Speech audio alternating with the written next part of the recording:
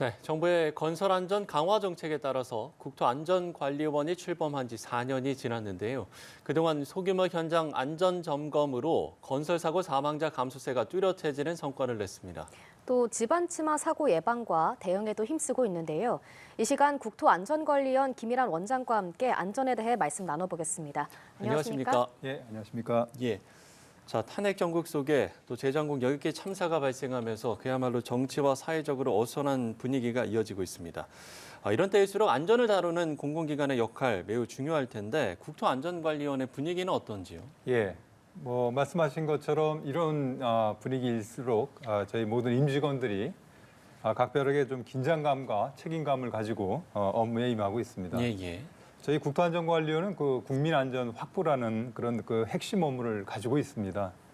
아무래도 공공기관이 그 본연의 역할을 다 하려면 무엇보다 국민 신뢰가 중요하기 때문에 어떤 상황과 변화에도 휩쓸리지 않고 주어진 직무에 충실해야 된다고 생각을 하고 업무에 임하고 있습니다.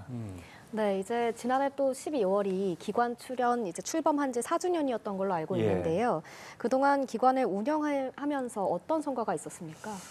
나름 의미 있는 성과가 많았다고 생각을 합니다.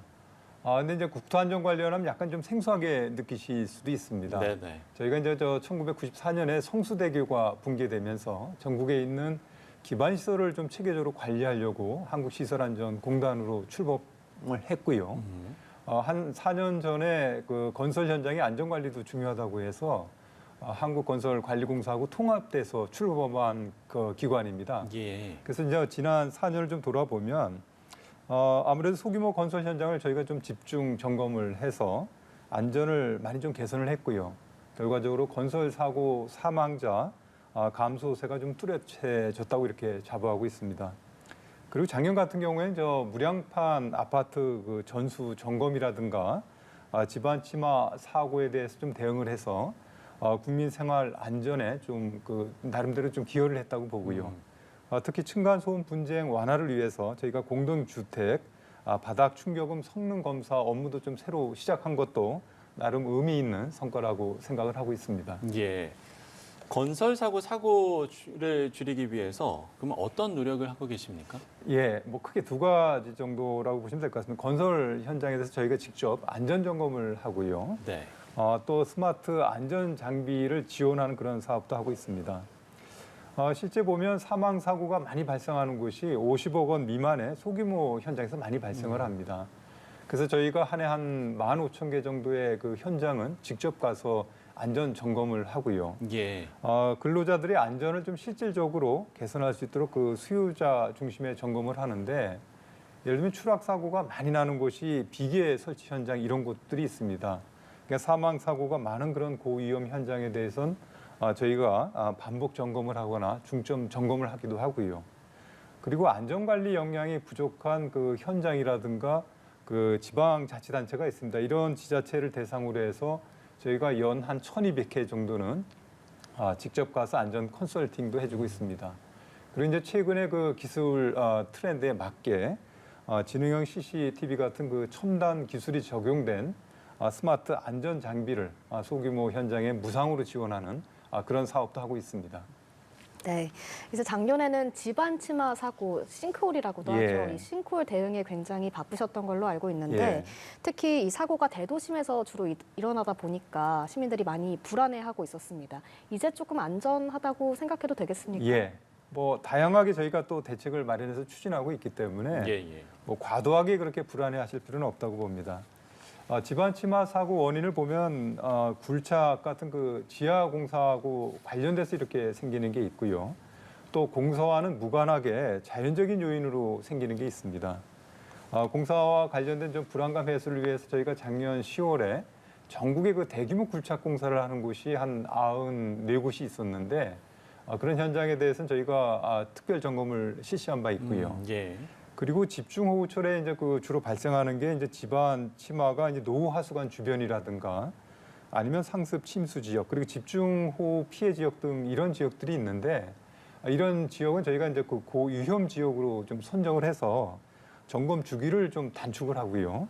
또 발견된 공동은 좀 신속하게 복구할 수 있도록 나름대로 계획을 세워서 좀 추진하고 있습니다. 예. 이런 이제 집안 침하 사고를 예방하는 노력도 상당히 중요할 텐데 그 예방을 위해서는 어떻게 좀 작업들을 진행하고 계신지요? 집안 탐사를 저희가 하고 있습니다. 예. 이제 집안 탐사라는 게 보면 집안 침하의 원인이 알고 보면 그 땅 속에 있는 빈 공간, 이 공동이라고 하죠. 이런 건데 이거를 미리 저희가 점검을 해서 발굴을 해서 안전 조치를 취합니다. 예, 예. 그 원래는 이게 그 도로 관리 주체가 이제 대부분 이제 지자체이기 때문에 이 관리 주체의 의미이긴 하지만 재정이 아무래도 지자체가 좀 열악한 곳이 많이 있습니다. 그래서 저희가 지자체 신청을 받아서 탐사를 지원하고 있습니다. 실질적으로 집안 탐사는 그 지표 투과 레이더라는 그 장비를 이용을 하는데요. 네. 도로를 엑스레이를 찍는 것처럼 땅 속으로 이 전자파를 발사한 다음에 이게 되돌아오는 파장을 저희가 분석을 합니다. 이제 그렇게 해서 저희 나름 그 공동을 찾아내는 이런 절차를 밟고 있습니다. 네, 말씀해 주신 것처럼 생각보다 이 집안 탐사라는 게 기술적인 측면이 있는 것 같은데 예.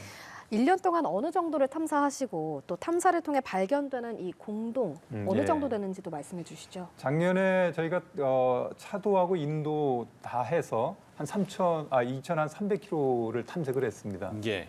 이제 올해는 한 3,200km를 탐사할 예정이고요. 내년에는 4,200km로 대폭 좀 확대해 나갈 그럴 계획입니다. 예. 실제로 이 탐사를 통해서 발견된 공동 수를 보면 재작년에는 한 178개였고요. 작년에는 한 226개로 조금 늘었습니다. 그래서 저희가 이제 그 공동이 확인되면 차량을 통제하고 긴급 복구할 수 있도록 그 해당 지자체에 즉시 통보하는 이런 절차를 밟고 있습니다. 예.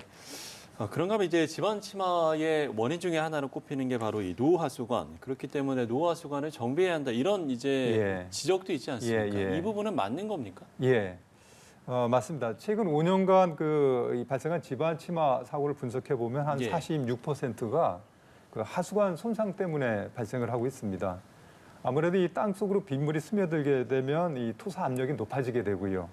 이게 결국은 그 하수도관을 파손시켜 가지고 그 하수도관으로 흐르는 물이 옆으로 이제 새면서 흙과 함께 쓸려 나가게 됩니다. 그러다 보면 이제 공동이 생기고 이게 예, 결국은 이제 집안 침하로 이어지게 되는데 실제로 매설된 지 20년 넘은 그런 하수관로가 전국에 한 7만 3천 킬로가 됩니다. 그래서 이제 환경부도 그 노후 하수관로 정비 사업을 통해서 이거를 뭐 좀 신속하게 정비하려고는 합니다만 아무래도 예산 사정이 있기 때문에 단기간에 이걸 한꺼번에 하기는 좀 어려운 면이 있습니다. 예, 예. 그래서 저희는 그 하수관을 이게 관리하는 데가 한국 그 환경공단이 있는데 여기하고 좀 협력을 했어요. 노후 하수관로가 밀집된 이런 지역에 저희가 좀 그 집안 탐사를 좀 집중적으로 해서 하수관로 교체 속도를 좀 높일 수 있도록 서로 이렇게 양 기관 간 협력해서 추진하는 그런 계획과 또 진행도 하고 있습니다. 네, 지금까지 김일환 국토안전관리원장과 국토안전 관련해서 이야기 나눠봤습니다. 오늘 말씀 고맙습니다. 예, 감사합니다.